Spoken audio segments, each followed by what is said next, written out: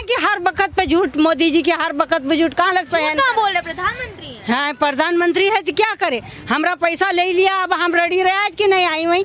हमने सरकार को वोट दिया, हमने बनायो सरकार, तो हमारी मान ले। मोदी जी वकी जीत चलाया करेगा, हमारी भी तो माना। हाँ, क्या कह रही हैं दादी? कि मोदी जी जीत नहीं पाते।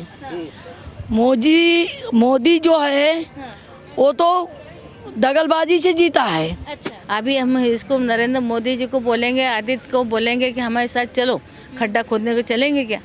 जब उसके मन की बात चलती है तो किसानों की बात भी माननी चाहिए।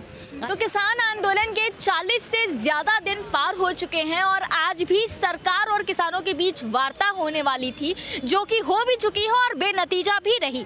तो आज हम एक टेंट में मौजूद हैं, जहां आप देख सकते हैं लोग किस तरह से कितने अभाव में रह रहे हैं। मौसम बेहद सर्द है, बारिश भी हुई है, ऊपर से बारिश के कारण इनके गद्दे भी भीग चुके हैं। सोचकर भी आश्चर्य होता है कि इस भीगे हुए गद्दे और इस पतले से कंबल में इनकी पूरी रात कैसे गुजरेगी।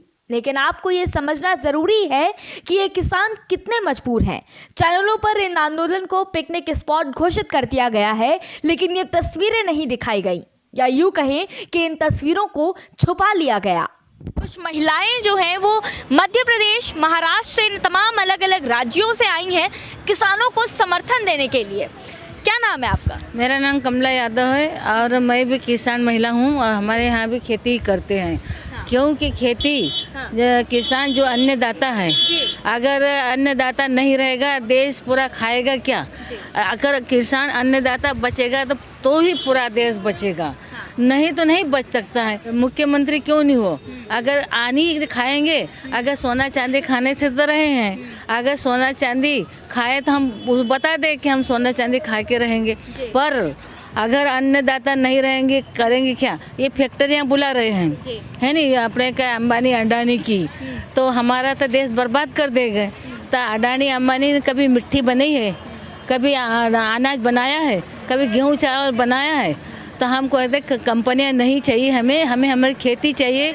और जो लोग बैठे हैं, एक बार तो हम आके चले गए थे वापस। अच्छा, सत्ता पहले भी आई? हाँ, आए थे यहाँ। तो हम वहाँ अपने क्या मैदान में गए थे, दशहरा मैदान में, वहाँ से फिर सिंधु बॉर्डर पे गए थे।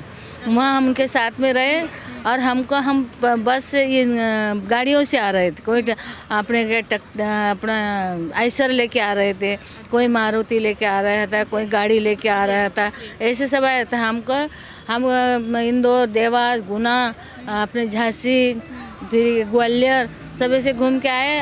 आगरा के यहाँ उत्तर प्रदेश की बाउंड्री पे आए तो हमको रोक दिया। अच्छा।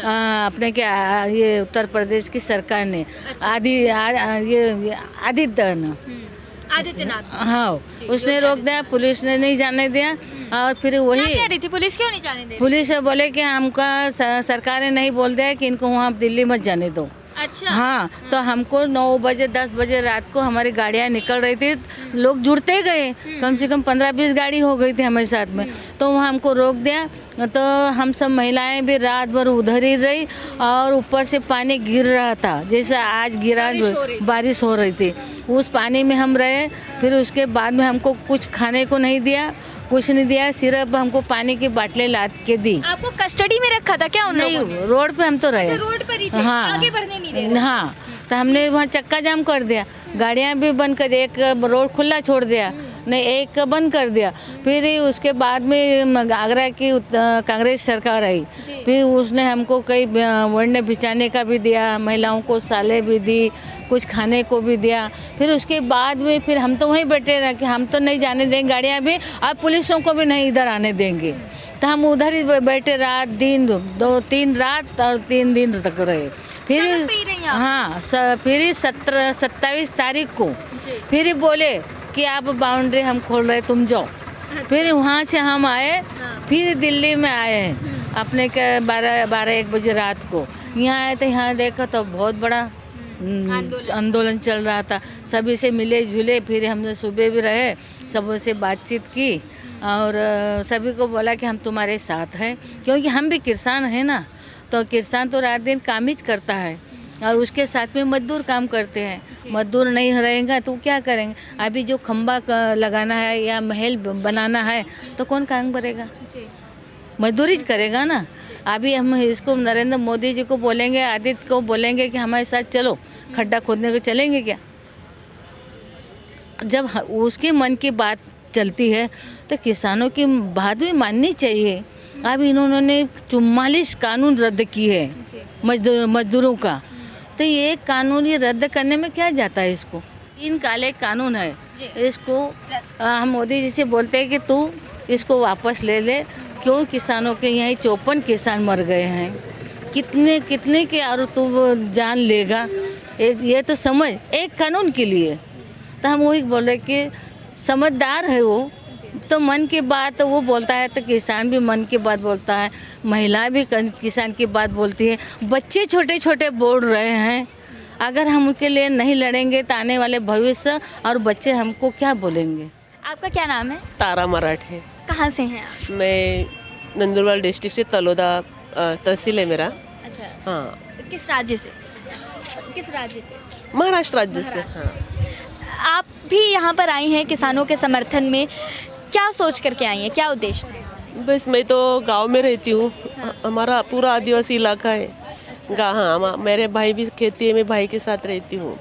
तो जो हम देख रहे हैं ये तो मोदी जी नहीं देख रहे हैं ना, खेती में क्या होता है क्या नहीं होता कह है। रही हैं मोदी जी कह रहे हैं आय दुगनी हो जाएगी। कहाँ लग सहन करे? काला कानून लाएंगे, वो पैसा न का बारह में हमरो छोरो दारू पे, हमरो धनी दारू पे, हमने पैसा धरिया था लाख रुपया दपड़े न, वो भी मोदी जी ने बाहर निकाल दिया। तो बाई ना हम रड़ा कि नहीं रड़ा ये नोटबंदी में? तो मोदी जी कहाँ की बात न काई कर? तो भ्रष्टाचार मिटाने हाँ, भ्रष्टाचार कहाँ? हमारा जगह बाई न जगह पैसा था वो हिड़ा लिया, भ्रष्टाचार कहाँ का निकाला? कहाँ से आया भ्रष्टाचार? कालो कानून तो लाया नहीं, पैसा कहाँ?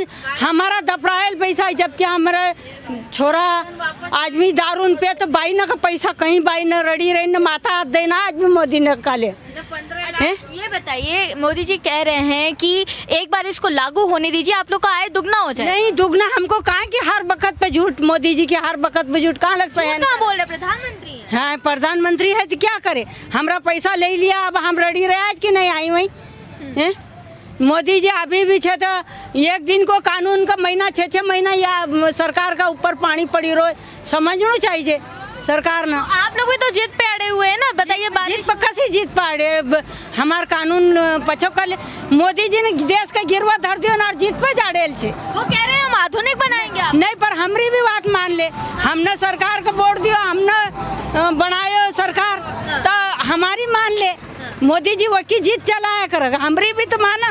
वोट दिए तो बात मनवाइएगा। हम वोट दिया तो फिर कहाँ के कि भाई हमारी सरकार अच्छो रहेगा, तो हम रद्द नहीं किया तो मोदी जी का सरकार ही नहीं आएगा। ये तो ये बात लिख लो आज ही, बिल्कुल नहीं आएगा। क्योंकि हमारे संगठन में अभी 250 संगठन काम कर रहे हैं इस पे।